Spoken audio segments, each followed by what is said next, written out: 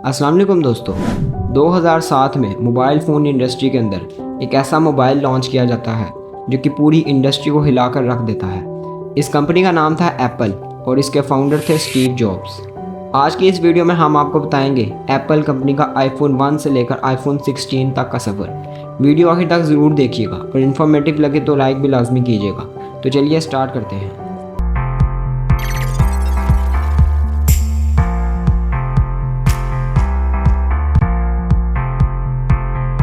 दोस्तों, Steve jobs 24 फरवरी 1955 को USA के एक शहर सैन फ्रांसिस्को में पैदा हुए थे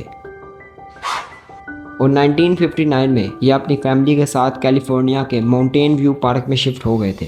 उस ज़माने में कैलिफोर्निया का माउंटेन व्यू इलेक्ट्रॉनिक्स का सेंटर बनता जा रहा था और स्टीव जॉब्स के फादर भी इलेक्ट्रॉनिक्स का ही काम करते थे। इसी वजह से बचपन से ही उनका इंटरेस्ट इलेक्ट्रॉनिक्स में होता गया, मगर इनके साथ मसला ये था कि इनका पढ़ाई में बिल्कुल भी दिल नहीं लगता था।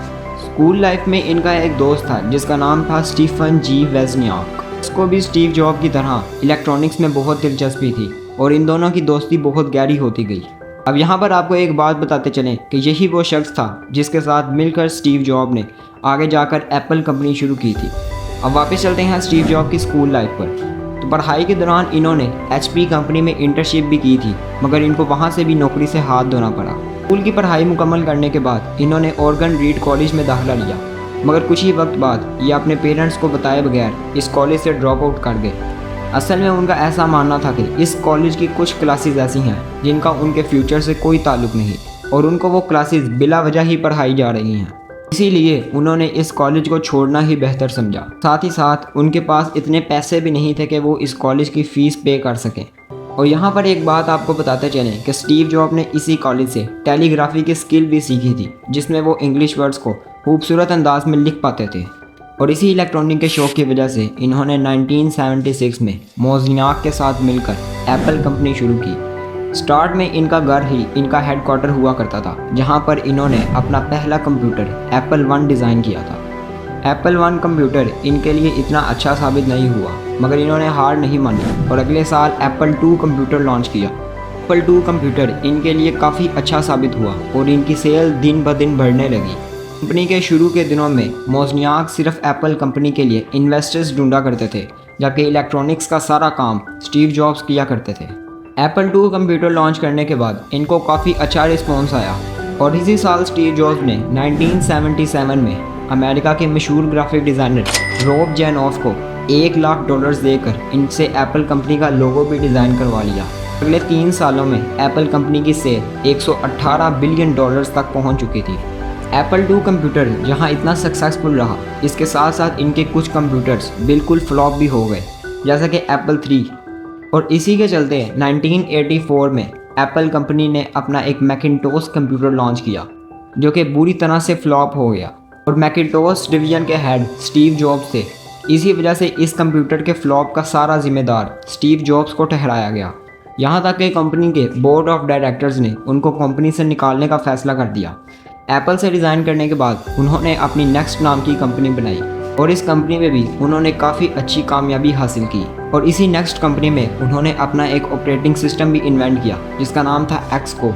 मगर उनकी गैर मौजूदगी में एप्पल कंपनी की हालत बहुत बुरी होती गई और 1997 में ये कंपनी बैंकरप्ट होने की करीब पहुंच चुकी थी। इसीलिए स्टीव जॉब्स को दोबारा से एप्पल कंपनी का CEO बनाया गया और इस बार वो अपने साथ नेक्स्ट कंपनी का ऑपरेटिंग सिस्टम एक्सको भी लेकर आए थे।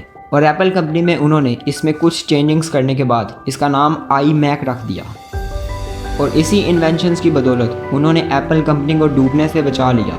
और इसी तरह उन्होंने एप्पल कंपनी में एक से एक इन्वेंशंस किए जिसने कि पूरी दुनिया को हिलाकर रख दिया। 2007 में वो पहली मर्तबा दुनिया के सामने आईफोन लेकर आए, जिसने पूरी स्मार्टफोन इंडस्ट्री को हैरान कर दिया था। इसी तरह एप्पल कंपनी आज भी अपने फ़ोन्स लॉन्च करती है और इस दुनिया को हैरान कर देती है। मगर यहाँ पर एक बात सोचने वाली है कि एप्पल ने अपने सारे फ़ोन लॉन्च किए, एप्पल 1, 2, 3, मगर एप्पल ने अपना आईफोन 9 लॉन्च नहीं किया।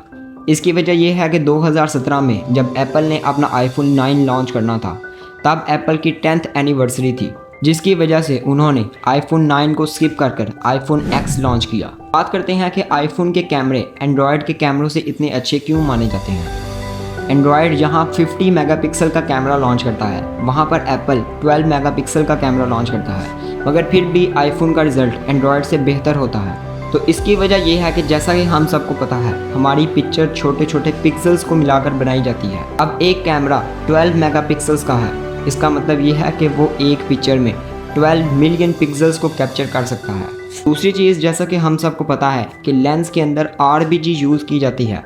RGB यानी कि रेड, ब्लू, ग्रीन, ये 3 प्राइमरी कलर्स लेंस के अंदर इस्तेमाल किए जाते हैं और इन 3 कलर्स को मिलाकर आगे 256 कलर्स बनाए जाते हैं, जिनकी आगे थाउजेंड्स ऑफ वेरिएशंस होती हैं। आईफोन के कैमरे एंड्रॉयड के कैमरों से बेहतर होते हैं। इसकी वजह यह है कि आईफोन अपने लेंस के अंदर जो RGB यूज़ करता है वो काफ़ी अच्छी क्वालिटी की और काफ़ी डार्क होती है, जिसकी वजह से वो काफ़ी अच्छे कलर्स में पिक्चर को कैप्चर करता है।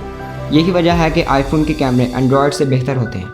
तो ये थी दोस्तों आज की वीडियो। उम्मीद करता हूँ आपको वीडियो पसंद आई होगी। वीडियो इन्फॉर्मेटिव लगे तो लाइक लाजमी कीजिएगा और हमारे चैनल इन्फॉर्मेटिव एंड टेक को सब्सक्राइब भी लाजमी कीजिएगा। मिलते हैं एक नई वीडियो के साथ। अल्लाह हाफिज़।